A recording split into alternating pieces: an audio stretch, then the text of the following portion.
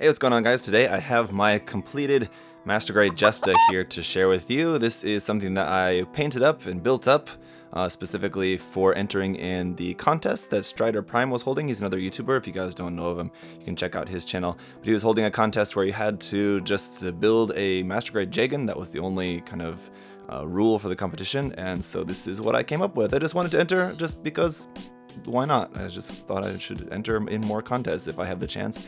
And I did have the chance. The Master Grade Jegan, if you guys haven't watched my review of it, is a relatively simple kit, so it's really not that difficult or time consuming of a kit to paint up. Now I did want to do a little bit something more special with it, so I made a couple open hatch gimmicks on it and also switched its weapons up a little bit and added a little extra 120 scale resin figure in there as well. So I'll talk about all this stuff here a little bit more specifically. I just wanted to show it to you guys here on the base as it is now, as I made, I didn't make, I just got this base here. It was just this mirror, and actually the mirror is on the other side of that, but I just switched it around, put the mirror on the back of this. It was just like a framed mirror, and that's what it is, and I just turned it to a really cool mirror base like this. But the base is actually quite heavy, so if I have it on my rotating display base, it shakes a lot because it's too heavy, so I just wanted to show it to you guys like this first, and then I'll take them off of here and just put them on the rotating base so you guys can just see each part of this individually rotating around 360 degrees. But yeah, let's just get a look at the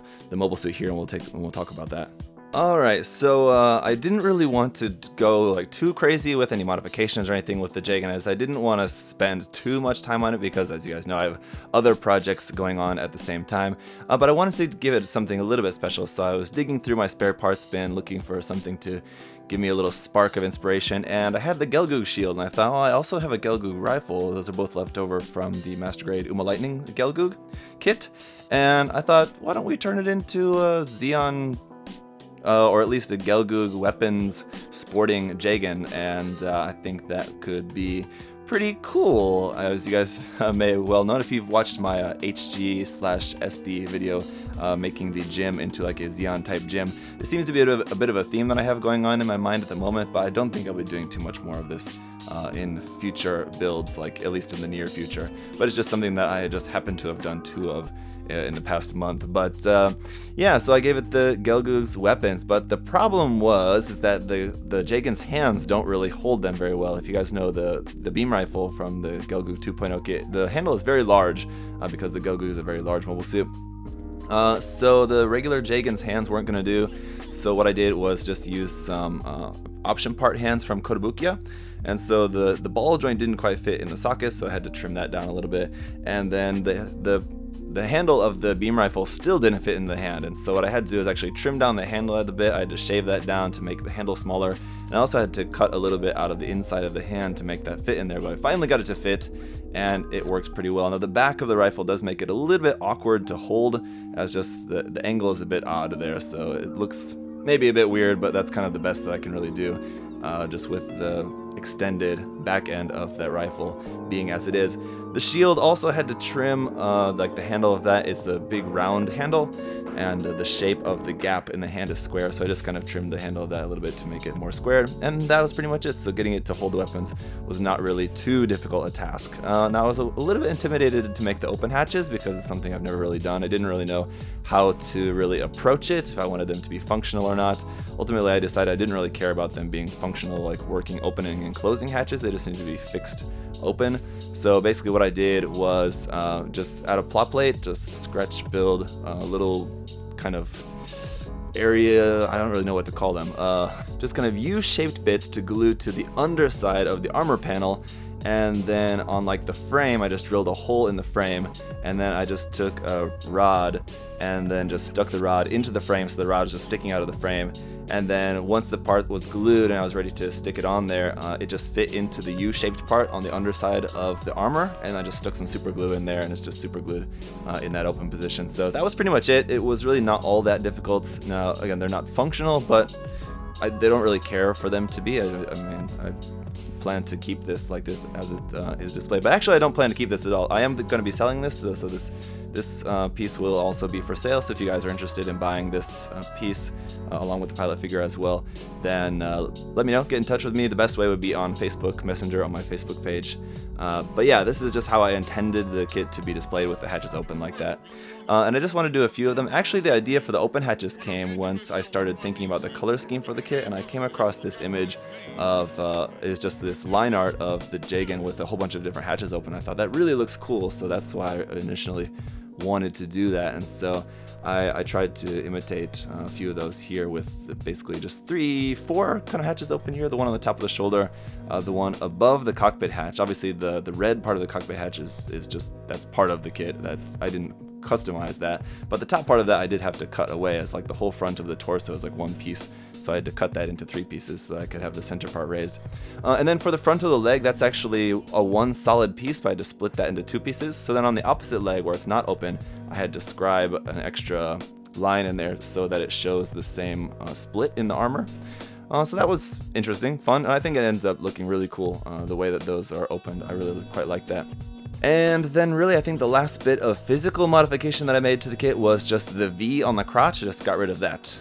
There's like the yellow V amidst the red part there on the center of the crotch normally, but I just cemented that together and put a little putty on there to make it just perfectly flat, and then just painted that just gray instead of the red. So speaking of colors, let's talk about the color scheme. I initially really thought about a bunch of different colors as usual, but I initially just thought, you know, I want to keep it just kind of close to the regular colors. I just wanted it to be more lighter, more desaturated, so instead of being that kind of like minty green, I wanted it to be just a really light green, and then for the blue as well, just a really light blue. So that worked out really well. The green is like eggshell green, I think it was. Wait a minute, no, I don't know. Wait a minute. Duck egg green, that's what it's called. Sorry about that. That's duck egg green, and then the blue is intermediate blue. But both of those colors had a little bit of light gray added into them to kind of lighten them and dull them a little bit, if that makes sense, to desaturate them, because both of those colors were still a little bit too bright for what I wanted. So I desaturated those a bit. And then the white is just plain white. It's quite rare for me to use colors just straight out of the bottle like that without messing with them at all.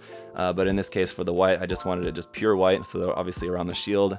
And then any of the Jegan bits that were yellow, like inside the verniers and inside the thruster bells, those are now all white, and I think they look really cool in that white color. And it adds to like the whole color scheme overall being sort of lighter and desaturated. Just the pure white, I think, just kind of helps to add to that very kind of clean, light look to it. So I'm really happy with the way the colors came out with this. I really quite like that a lot. And then also added that white stripe there on the front of the thigh, which I was also very happy with how that came out as well. That was just a simple mask and paint that just real quick.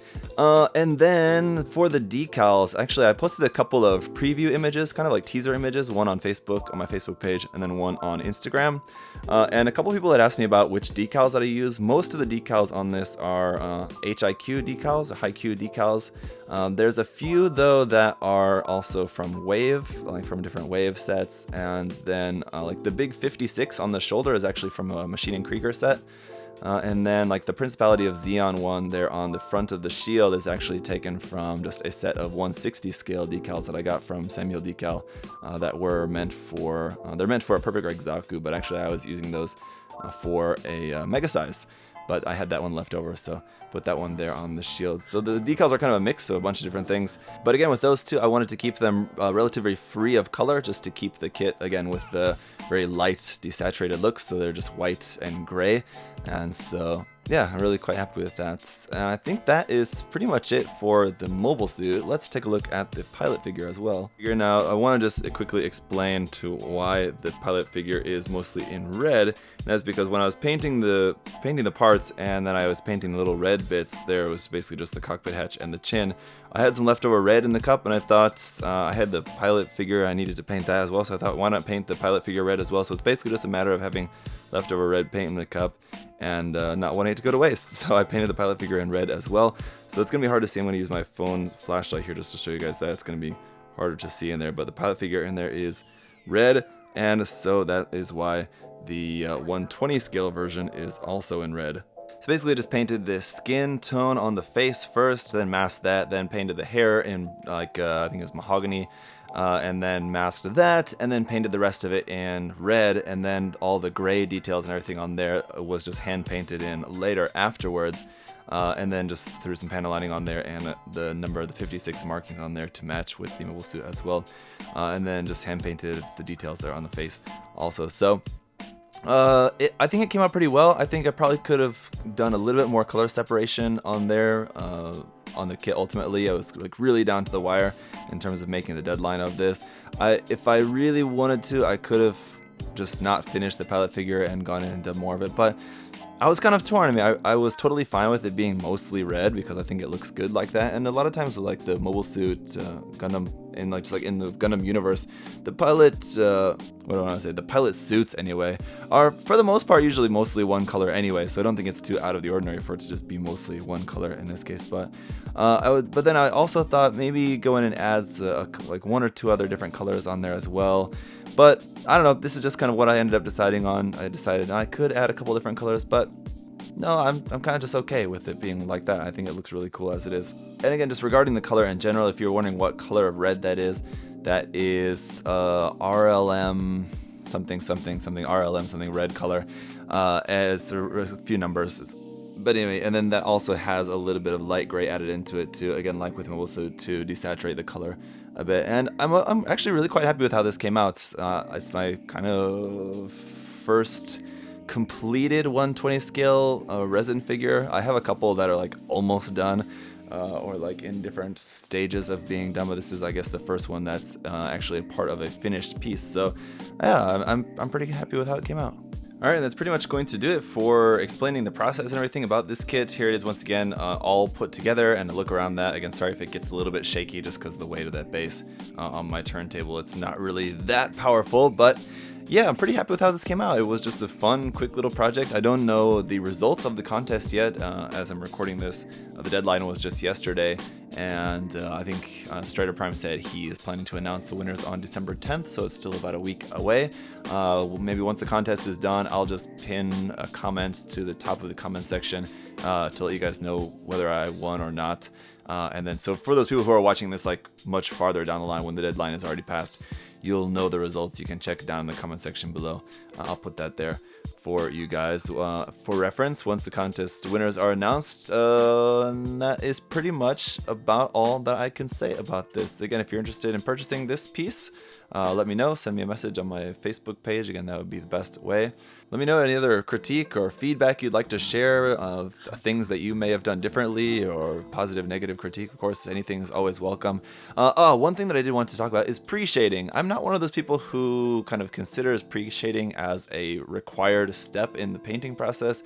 I think it's a very stylistic choice, and most of the time I just choose not pre-shaded style, but I think for this one I probably could have gone with a pre-shaded style for this, just because the Jegan, obviously just by the design of this kit, has a lot of wide open spaces, and while I really like the way that this looks out, I really like the way that this came out, just with I like those big open spaces like on the legs and everything, just how they look really nice and smooth and clean.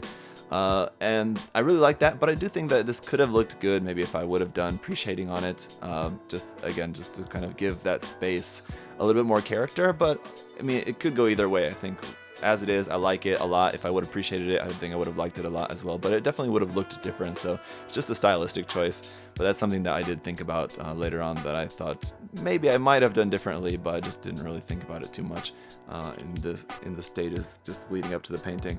So I think that's it, guys. Thank you so much for watching, and I'll see you with another completed build pretty soon.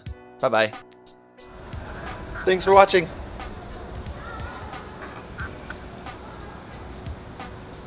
See you next time.